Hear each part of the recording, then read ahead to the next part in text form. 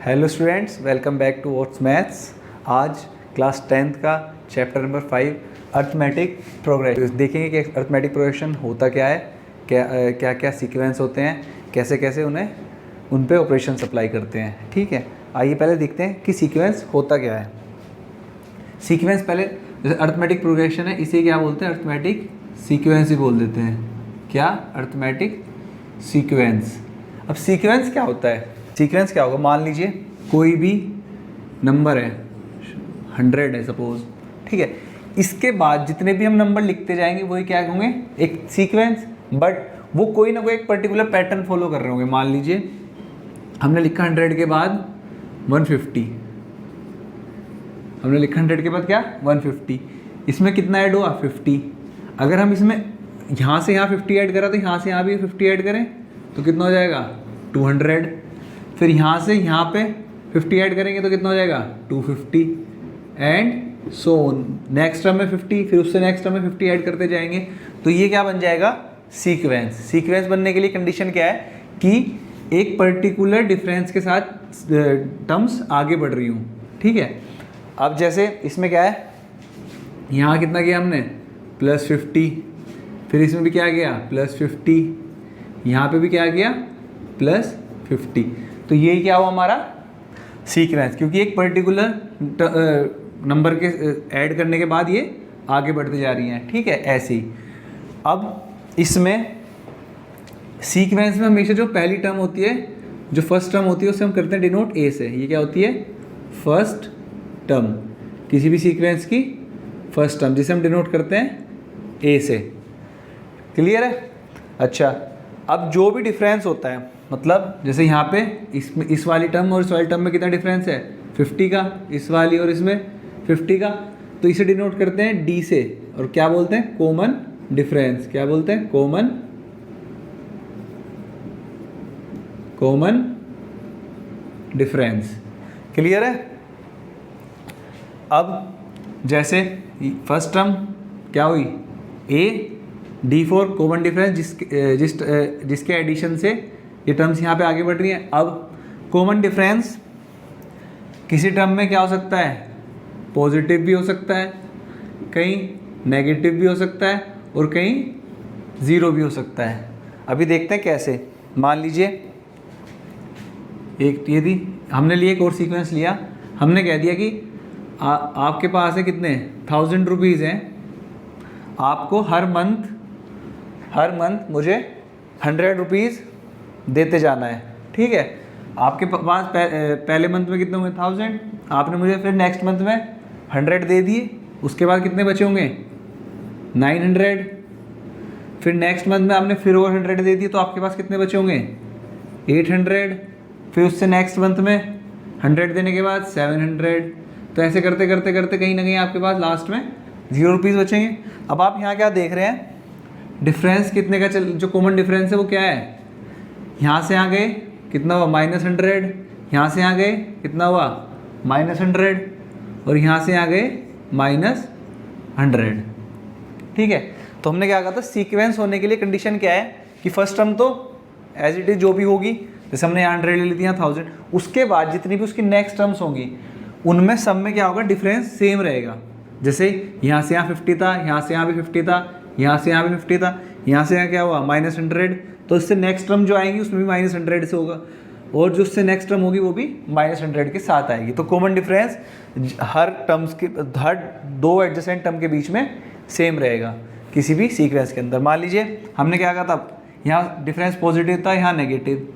अगर हम ले लें कि हमारे पास मान लीजिए 1 1 1 है, नेक्स्ट टर्म भी 1 1 1 है, नेक्स्ट टर्म भी 1 1 1 है, नेक्स्ट टर्म भी 1 1 1 1, ये एंड सो ऑन। अच्छा, इसमें डिफरेंस कितना है? 0।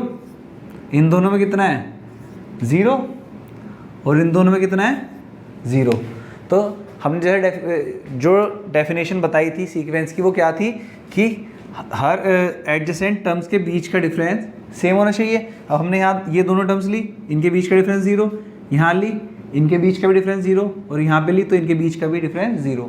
तो डेफिनेशन के अकॉर्डिंग कॉमन डिफरेंस सबका सेम ही है। तो ये भी क्या है? सीक्वेंस। कैसी? जिसका कॉमन डिफरेंस क्या है? 0। इतना क्लियर है? ये थी आपकी सीक्वेंस। अब आगे बढ़ते हैं, देखते हैं इस सीक्वेंस पे बेस्ड क्वेश्चंस। आइए देखते हैं एक्सरसाइज 5.1 का क्वेश्चन नंबर फर्स्ट का सेकंड पार्ट। ये क्या है? वर्ड प्रॉब्लम है और क्या कह रही है कि the amount of air present in a cylinder when a vacuum pump removes 1/4 of the air remaining in the cylinder at the time. उसने क्या कहा, हमें बताना है कि ये अर्थमेटिक प्रोग्रेशन बनेगा, मतलब अर्थमेटिक सीक्वेंस बनेगा या नहीं। उसने कहा कि हमारे पास एक सिलेंडर में कुछ एयर है, मान लीजिए हमारे पास एयर है सिलेंडर में 1 यूनिट। उसने क्या कहा कि इसमें से 1/4 रिमूव हो जाएगी, ठीक है। 1/4 रिमूव होगी, मतलब मान लीजिए 1 में से 1/4 निकाल दे, इसका कितनी बचेगी? यहाँ कितनी बचेगी? सेकंड टर्म कितनी आ जाएगी? 3/4, 4 - 1/4, 3/4, ठीक है। फिर इसमें से जो बची उसमें उसका 1/4 निकाल देंगे। मतलब अगर हम किसी का 1/4 निकाल रहे हैं तो उसमें 3/4 बच रहा होगा ना। 1/4 निकलने के बाद 3/4 बच रहा होगा। पहले इसका 3/4 बचा, अब इसका 3/4 बचेगा, 3/4 ऑफ दिस टर्म, ठीक है। फिर इसमें से 1/4 निकाल लेंगे, मतलब इसका 3/4 बच जाएगा, 1/4 निकल जाएगा तो 3/4 बचेगा। अब इस पूरे का तो इसका क्या हो जाएगा? 3/4। अब ये तो स्क्वायर हो गई थी वाली टर्म, तो इसका 3/4 बच जाएगा। फिर ऐसे चलता जाएगा। तो मान लीजिए ओवरऑल हमारे पास शुरू में 1 यूनिट एयर थी, उसमें फिर 1/4 निकालने के बाद 3/4 बची। फिर इसका 1/4 निकालने के बाद कितनी बचेगी? 3/4 ऑफ का स्क्वायर। फिर क्या बचेगी? 3/4 का क्यूब। ऐसे ही चलता जाएगा। अब हमें ये देखना है कि ये सीक्वेंस है, अर्थमेटिक प्रोग्रेशन है या नहीं है। तो उसके लिए क्या चेक करेंगे कि इनका कॉमन डिफरेंस सेम है या नहीं। अब आप देखिए इनके बीच का डिफरेंस क्या होगा? 1 इसका करेंगे 3 - 1, ये कुछ समथिंग आएगा -1/4। यहाँ करेंगे तो कुछ और आएगा, क्योंकि ये टर्म एक्चुअल में क्या होगी? 9/16 - 3/4 करोगे तो कितना आ जाएगा? 9 LCM 16, तो 9 माइनस ये कितना हो जाएगा? 12, ये कितना रहेगा? 3/16। तो यहाँ डिफरेंस और यहाँ डिफरेंस अलग अलग आ गया, तो ये क्या होगा? अर्थमेटिक प्रोग्रेशन नहीं होगा। क्लियर है? अब इसका देखते हैं थर्ड पार्ट भी वर्ड प्रॉब्लम है। उसमें क्या कह रहा है कि the cost of digging a well after every metre of digging when it cost 150 for the first metre. उसने बता दिया क्या कि 150 तो फर्स्ट मीटर के लिए है ही, मतलब ये तो ए, मतलब जो फर्स्ट टर्म उसने बता दी। उसके बाद क्या कहा? And rises by 50 for each subsequent metre. और इसके बाद जितनी भी मीटर मतलब खोदते जाएंगे 50-50 रुपये उसके ऐड होते जाएंगे। फर्स्ट के लिए कितना था? 150। अब इसके बाद 1 मीटर खोदा होगा तो 50 और लिए होंगे तो कितना हो जाएगा? 200। फिर 50 लिए होंगे तो कितना हो जाएगा? 250, फिर 300 एंड सो ऑन, ऐसे चलता जाएगा। अब बताना है कि ये अर्थमेटिक प्रोग्रेशन बना या नहीं। तो यहाँ कितना डिफरेंस है? 50 का। यहाँ कितना है? 50 का। यहाँ भी कितना है? 50 का। तो ये क्या हो गया? ये अर्थमेटिक प्रोग्रेशन होगा, ये एक AP हो गई। क्लियर है? इसके बाद देखते हैं क्वेश्चन नंबर 2। क्वेश्चन नंबर 2 क्या है? Write the first 4 term of an AP। हमें क्या लिखना है? फर्स्ट 4 टर्म लिखनी है AP की। मान लीजिए हमने ले लिया थर्ड पार्ट, कौन सा? उसमें क्या दिया हुआ है? A कितना दिया हुआ है? A है 4 और D है -3। अब हमें क्या लिखना है? First 4 terms. अब उसने A तो दे दिया क्या? 4। सेकंड टर्म के लिए डिफरेंस कितना है? -3, मतलब सेकंड टर्म में जाने के लिए इसमें से इसमें -3 करेंगे तो 4 - 3 1 रह जाएगा। अब इसके बाद जाएंगे तो डिफरेंस तो वही रहेगा, यहाँ -3 करा तो यहाँ भी -3, 1 - 3 -2। अब -2 से नेक्स्ट टर्म के लिए -3 करेंगे, -2 - 3 -5। आ गई फर्स्ट 4 टर्म। ऐसे ही आप फर्स्ट 4 टर्म निकाल सकते हैं, ठीक है। उसके बाद फोर्थ क्वेश्चन देखते हैं। फोर्थ क्वेश्चन में क्या कह रहा है? थर्ड क्वेश्चन में आप खुद ट्राई करना, हो जाएगा। फोर्थ क्वेश्चन देखते क्या कह रहा है? Which of the following are AP। अब हमें बताना है कि कौन सी AP है और कौन सी नहीं। आप इजीली सबके डिफरेंस निकालेंगे। अगर हर दो एडजेसेंट टर्म के बीच का डिफरेंस सेम आ रहा होगा तो वो AP है, अदरवाइज नहीं है। ठीक है, चलिए एक पार्ट कर ही लेते हैं।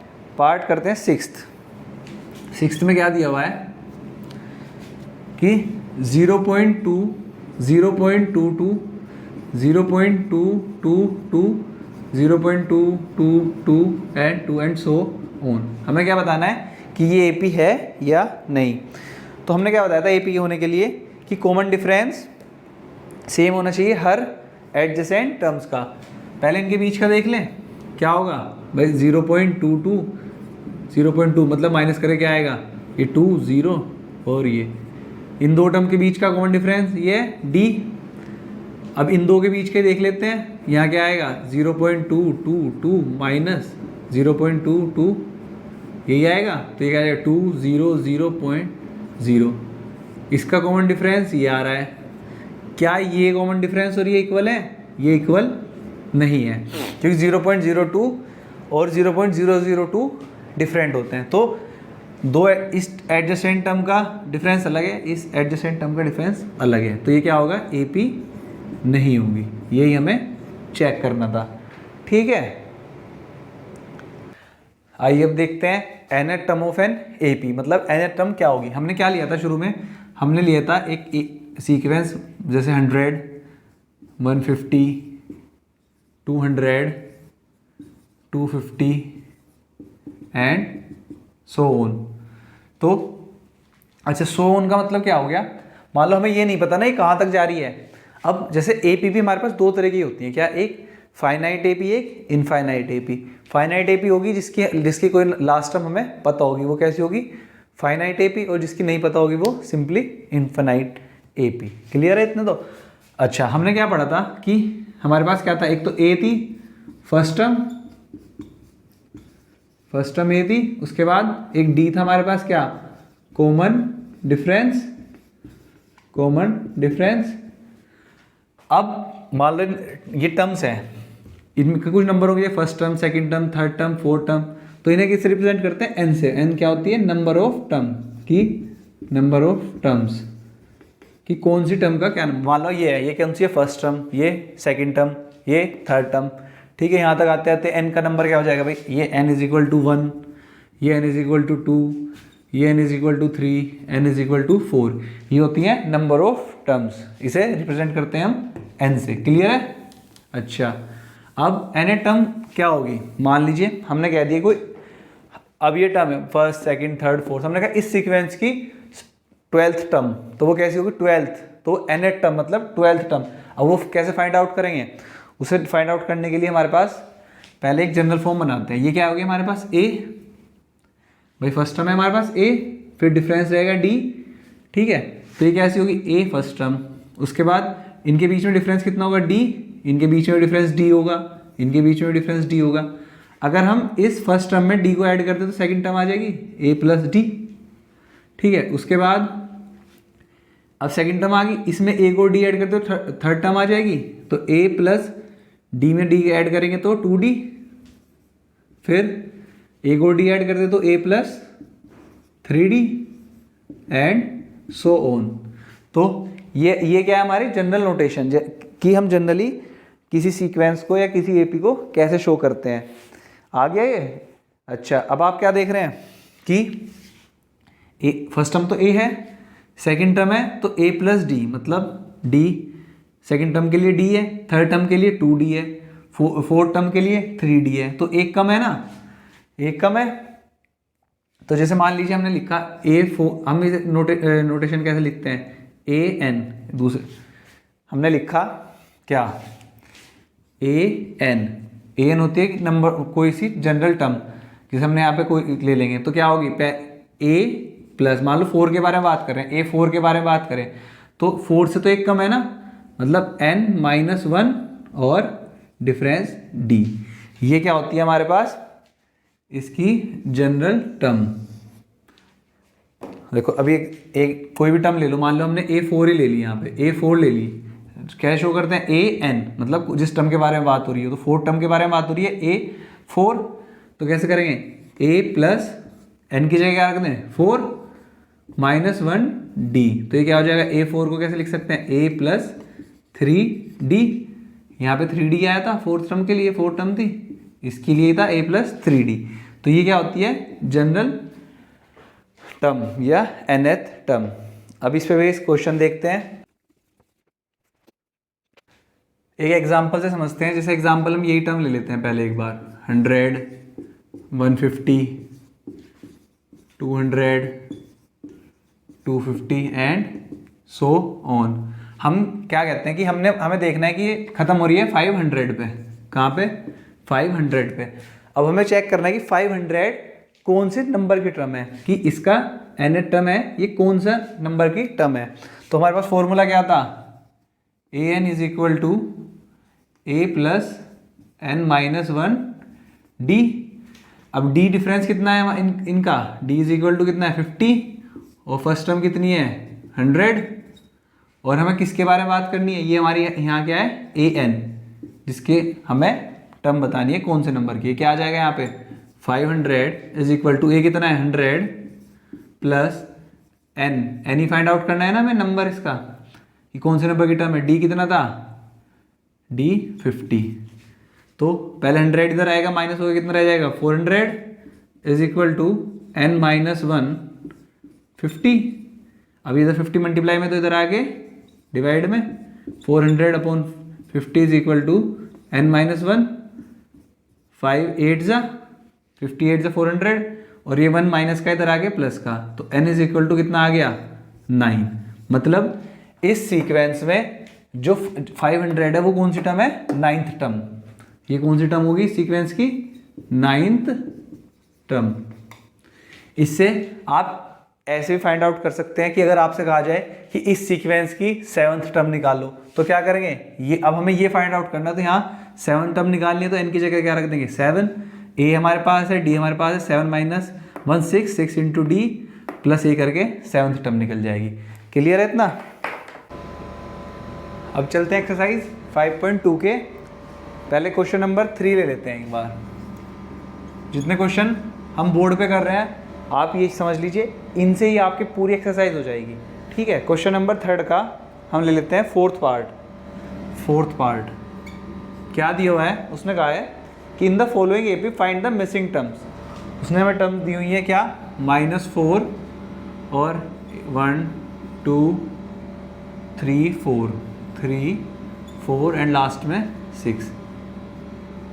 उसने हमें एक फर्स्ट टर्म दे दी, एक हमारे यहाँ पे लास्ट टर्म दे दी, और उसने कहा है कि बीच की आप हमें टर्म्स बताएं।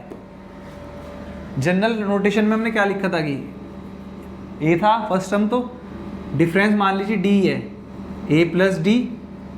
इसके लिए a प्लस थर्ड टर्म है तो 2d, एक कम रहता है।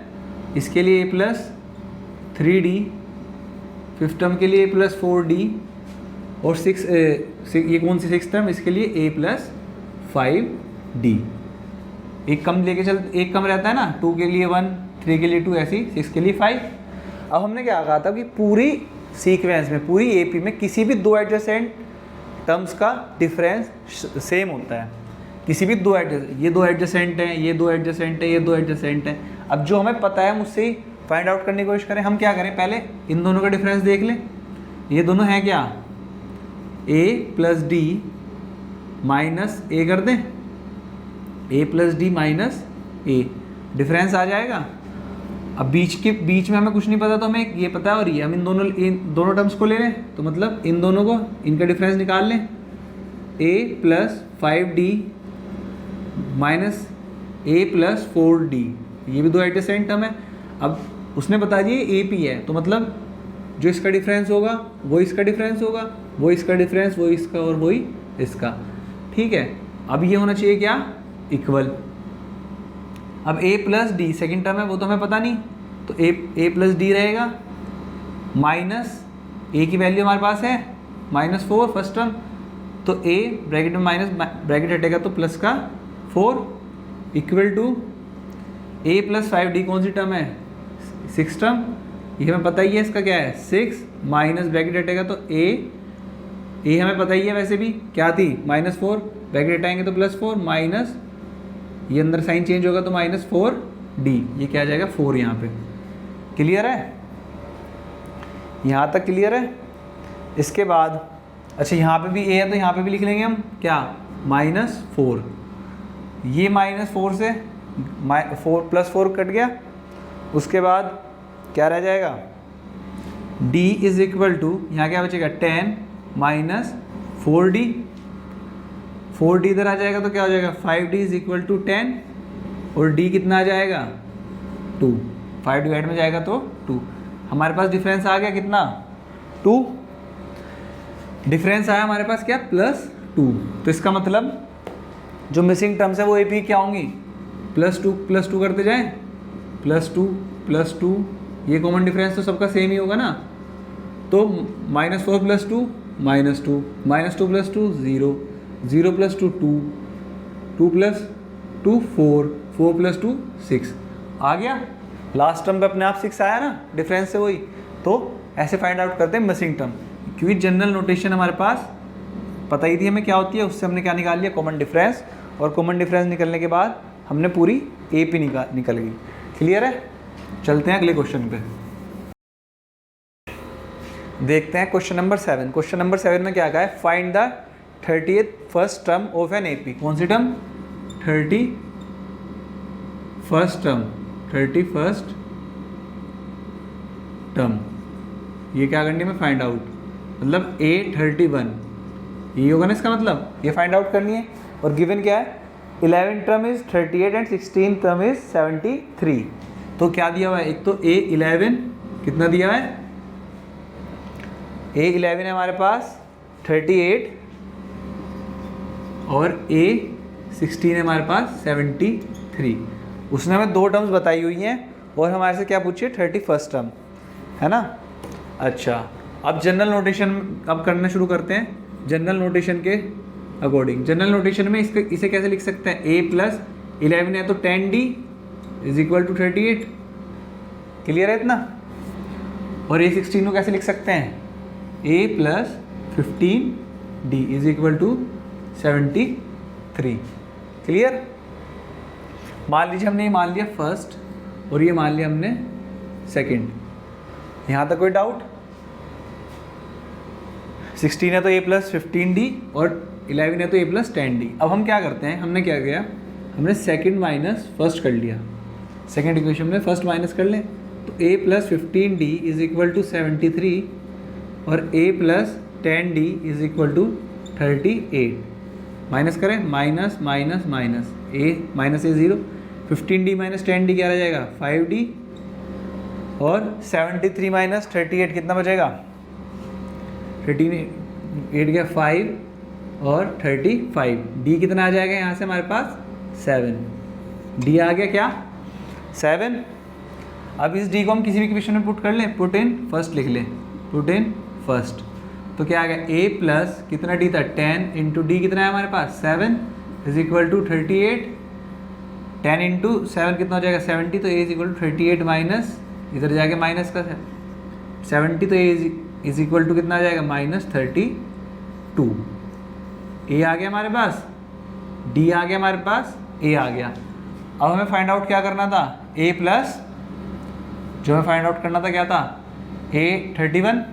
तो A31 को कैसे लिख सकते हैं, A + 30d ये तो लिख सकते हैं। तो इसे कैसे लिखेंगे, A क्या है हमारे पास -32 + 30, d कितना आया था 7, तो कितना हो जाएगा 210 - 32 कितना आ जाएगा 178। क्लियर है। ये आपके आ गई आंसर A31।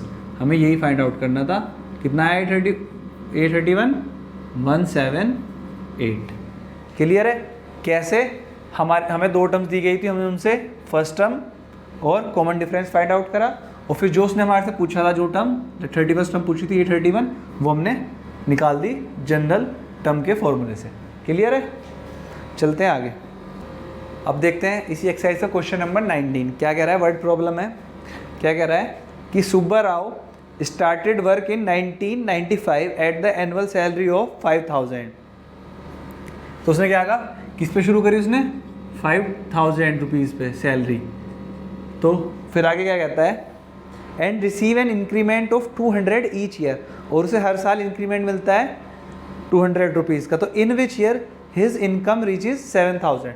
जैसे फर्स्ट ईयर में 5000 थी, फिर 200 का इंक्रीमेंट लगा होगा तो सेकेंड ईयर में कितनी होगी 5200, फिर 5400, चलते चलते ऐसी उसने पूछा कि 7000 उसकी कौन से ईयर में जाके हो रही होगी। ठीक है, तो यहाँ से हमें क्या दिख रहा है, हमें क्या फाइंड आउट करना है कि इस टर्म का, ये क्या हमारे पास n है, हमें ये बताना है कि ये कौन सी टर्म है, n term, number of term कौन से, ये क्या है हमारे पास a first term, common difference कितना है हमारे पास, d कितना है हमारे पास 200, फिर 200 का इंक्रीमेंट हर साल हो रहा है तो कॉमन डिफरेंस ही है वो 200 आ गया। बस अब हमें क्या करना है, जनरल टर्म क्या कैसे निकालते हैं, a plus a n is equal to a plus n minus 1 d. A n जिस टर्म का निकालना है हमें किसका है 7000 का, फर्स्ट टर्म कितनी है हमारे पास 5000, एन फाइंड आउट करना है हमें, और डी कितना है हमारे पास 200। 7000 है, 5000 इधर आके माइनस होगा तो कितना रह जाएगा 2000, एन माइनस 1 डी 200 इधर मल्टीप्लाई में, इधर आके डिवाइड में, तो कितना रह जाएगा ये 2000 अपॉन 200 कितना रह जाएगा 10 is equal to n minus 1, n is equal to क्या आ जाएगा 11, ये कितना आ गया हमारा 11। तो इसका मतलब इन 11th ईयर उसकी सैलरी कितनी हो जाएगी 7000, 11th ईयर में हो जाएगी 7000। यही तो बताना था मैं कि ये 7000 जब हो रही होगी तो कौन सी ईयर में जाके हो रही होगी 11th ईयर में, मतलब 11वें साल उसकी सैलरी 7000 हुई होगी जब उसने 1995 में 5000 से शुरू किया होगा। क्लियर है? आइए अब आगे देखते हैं। हमने क्या देख लिया, एपी क्या होती है, सीक्वेंस क्या होता है, और उसके बाद हमने देखा एनएट टर्म कि एनएट टर्म या जनरल टर्म क्या होती है। उसके बाद देखते हैं कि sum of n terms of an AP, मतलब कि पूरी एपी उसका सम कितना होगा। एक एग्जांपल से समझते हैं। हमारे पास अभी एग्जांपल क्या था कि सुब्बा राव ने 5000 से शुरू करा था जॉब, 5000 सैलरी से, फिर उसका हर साल इंक्रीमेंट हो रहा था 200 रुपीज़ का, फिर 200 रुपीज़ का, सो ऑन, और इसके 11th ईयर में क्या हो गए थे 7000 रुपीज़ सैलरी हो गई थी। ये क्वेश्चन था ना। अच्छा, इस क्वेश्चन में अगर वो पूछ ले अब कि उसने ड्यूरिंग हिज जॉब पीरियड उसने टोटल कितनी सैलरी कलेक्ट करी, मतलब कि 5000 इस ईयर में कर रहा होगा, 5200 इस ईयर में, फिर 5400 इस ईयर में, मतलब कि टोटल कितनी सैलरी उसने अब तक ले चुका होगा। तो इसके लिए क्या करेंगे, इस पूरी एपी का सम करेंगे। अब सम करने के लिए तो एक ट्रेडिशनल मेथड है कि आप 5000 में पहले 5200 करो, 10200, फिर 5400 करो तो 15600, ऐसे करते करते लास्ट 7000 तो जाओ। कितनी टर्म्स थी 11 टर्म्स का आप सम करोगे तब आपको एपी का सम पता लगेगा। इसके लिए हमारे पास क्या है, फिर इसका अल्टरनेट है हमारे पास इसका फॉर्मूला क्या है, सम ऑफ एन एपी का एस एन, मतलब sum of n terms, S n क्या है sum of n terms is equal to n by 2 number of terms by 2 into 2a plus n minus 1 d. ये क्या है formula, sum of n terms of AP. Clear है? बहुत easy topic है पूरा AP, बस एक बार सुनते जाइए कंसंट्रेशन से और थोड़ा सा दिमाग लगाइए तो इजीली हो जाएगा। सम ऑफ एन एपी का फॉर्मूला क्या आ गया, एस एन, मतलब sum of n terms is equal to जितनी टर्म्स है number of terms by 2 into 2a plus n minus 1 d. ये हो गया इसका जनरल फॉर्मूला। अच्छा, अभी हमने क्या पढ़ा था, s n is equal to n by 2a को ऐसे लिख सकते हैं a प्लस a, 2a ही होगा, प्लस बाकी n minus 1 d as it is.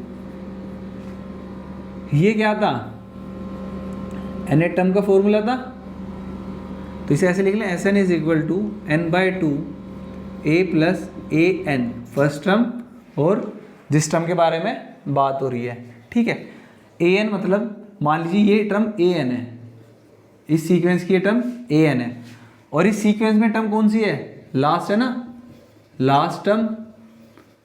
तो लास्ट टर्म को हम डिनोट किससे करते हैं हम, किससे, एल से, स्मॉल एल से। तो हम इसे ऐसे लिख लें, s n is equal to n by 2 a plus l. जब आपको लास्ट टर्म दी हुई हो तब हम ये वाला फॉर्मूला यूज करेंगे, sum of n terms is equal to number of terms by 2 into first term plus last term. ये कब होगा? जब हमें लास्ट टर्म दी हुई होगी। क्लियर है? अब इस पे बेस करते हैं कुछ क्वेश्चंस। अब देखते हैं एक्सरसाइज 5.3 का क्वेश्चन नंबर 1 क्या कहता है। उसने कहा है कि क्वेश्चन में find the sum of the AP. AP क्या दी हुई है? 0.6, 1.7, 2.8 और इसने कहा 100 टर्म्स। कितनी टर्म्स है इस एपी में? पूरी 100। तो 100 टर्म का हमें क्या निकालना है इस एपी का? सम। तो सम का फॉर्मूला क्या था? S n is equal to n by two 2a plus n minus 1 d. तो इसमें क्या है? ए क्या है हमारे पास यहाँ पे? फर्स्ट टर्म कितनी है? 0.6। डी कितना है? 1.7 माइनस 0.6 कर लो या 2.8 माइनस 1.7 कर लो, कितना आएगा? 1.1।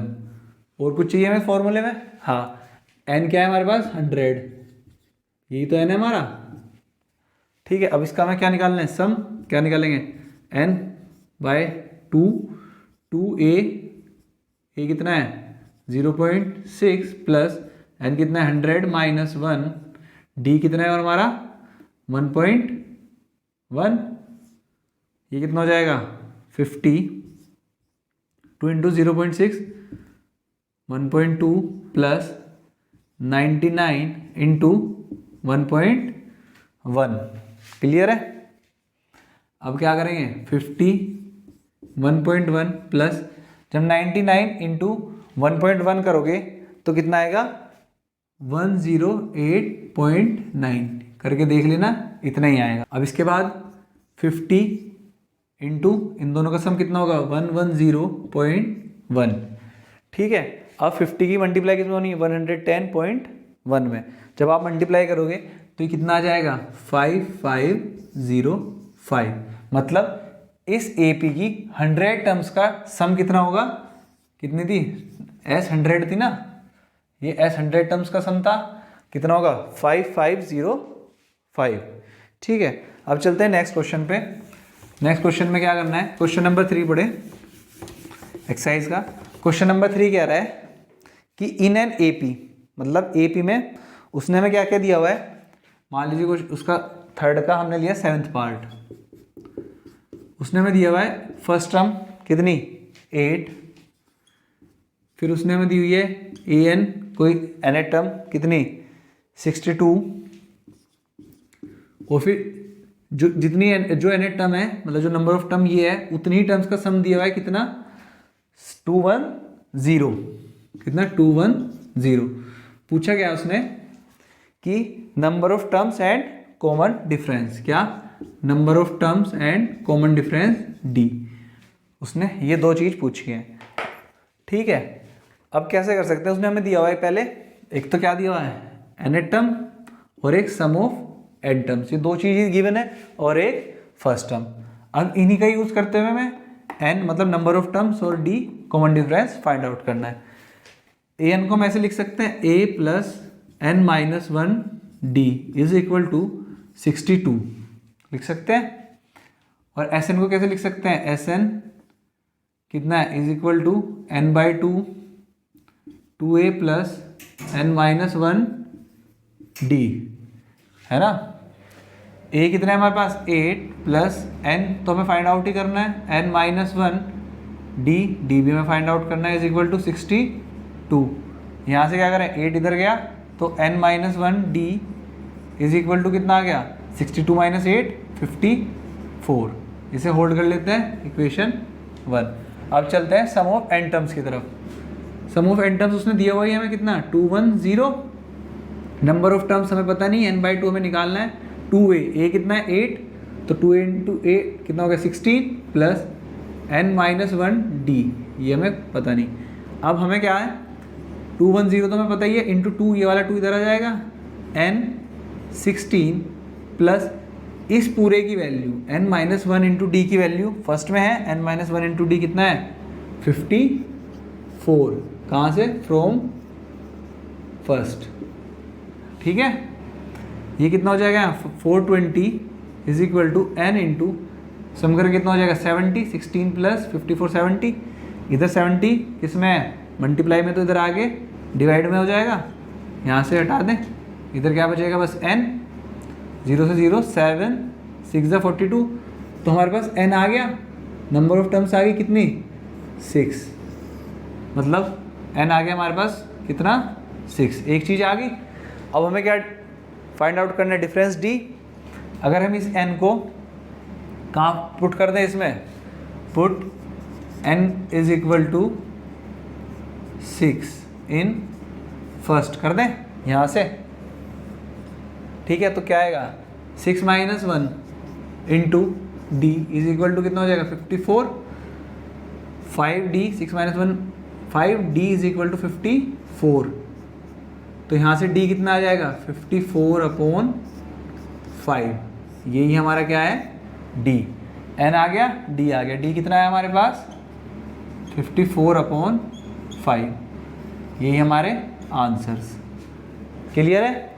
अब लेते हैं इस एक्सरसाइज की एक word problem, question number 16। So question number 16 में क्या कह रहा है, a sum of 700 rupees is to be used to give 7 cash to student of a school for their overall academic performance. Total sum of 700, उसने मतलब हमें दे दिया SN, सम दे दिया कितना ₹700। दूसरी चीज़ उसने क्या कही, is to be use to give 7 cash prizes, कितने 7, मतलब 7 जगह दे होंगे तो नंबर ऑफ टर्म्स 7 हो रही होंगी, 7 जगह डिस्ट्रीब्यूट होंगे तो यही तो नंबर ऑफ टर्म्स बनेंगी 7 अलग अलग होके। क्लियर। उसके बाद if each prize is 20% less than its preceding price, मतलब जिससे टर्म्स जो फर्स्ट होगी उससे सेकंड वाली 20 रुपये कम होगी, थर्ड वाली उससे 20 रुपये कम, फोर्थ वाली उससे 20 रुपये कम, तो इसका मतलब जो हमारे पास डिफरेंस होगा वो कितना होता जा रहा है -20, 20 कम होता जा रहा है तो इसलिए -20, अगर बढ़ता जा रहा होगा तो +20, यहाँ क्या हो रहा है माइनस हो रहा है तो -20। क्लियर। उसके बाद find the value of each of the price, उसने क्या find the value of each of the price, मतलब उसने बेसिकली क्या पूछा है कि हमें जो हमने प्राइस डिस्ट्रीब्यूट करे वो कितने कितने रुपीज़ के किए, मतलब सिंपली उसने सीक्वेंस पूछ लिया। तो हमारे पास क्या दिया हुआ है, SN is equal to n/2 2a + n-1 d, यही फॉर्मूला है हमारे पास। SN उसने सम दिया हुआ है कितना 700, नंबर ऑफ टर्म्स कितनी दी हुई है 7, 2, अब हमें फर्स्ट टर्म तो पता नहीं तो 2a एज इट इज़ रहने दें, प्लस 7 है तो 7 - 1 6, और डिफरेंस कितना है -20 का, यही है। 2 इधर पहले ऐसे ही काट लो, 700 हो जाएगा और 2 इधर आएगा तो 200, ये क्या रह जाएगा 2a, 6 × -20 कितना हो जाएगा -120, अब -120 इधर आगे क्या हो जाएगा +120, कितना हो जाएगा 320 इज इक्वल टू 2a, तो a हमारे पास कितना आ जाएगा यहाँ से 160, मतलब हमें a आने का मतलब क्या है कि हमें पता लग गया कि फर्स्ट प्राइस कितना होगा 160, तो इससे फर्स्ट प्राइस कितना होगा 160, फर्स्ट प्राइस का पता लग गया। क्वेश्चन ने क्या कहा था कि उससे जो नेक्स्ट प्राइस होगा वो कितना होगा 20 कम, अगर इसका 20 कम करेंगे तो कितना रह जाएगा 140, फिर क्वेश्चन के अकॉर्डिंग अब नेक्स्ट प्राइस इसका भी 20 कम 120, फिर इसका 20 कम कितना रह जाएगा 100, फिर इसका 20 कम 80, फिर इसका भी 20 कम कितना हो जाएगा 60, फिर इसका भी 20 कम कितना हो जाएगा 40।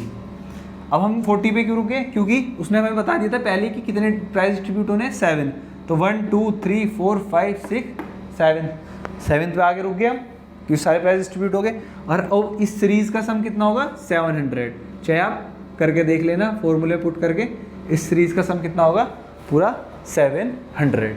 क्लियर है। आई होप वीडियो अच्छी लगी होगी, वीडियो अच्छी लगी तो वीडियो को लाइक करें, शेयर करें और चैनल को सब्सक्राइब करें। प्लीज़ इस चैनल को, इस वीडियो को ज़्यादा से ज़्यादा शेयर करें ताकि इस चैनल को ग्रो करने में आप हमारी हेल्प कर सकें। Thank you so much.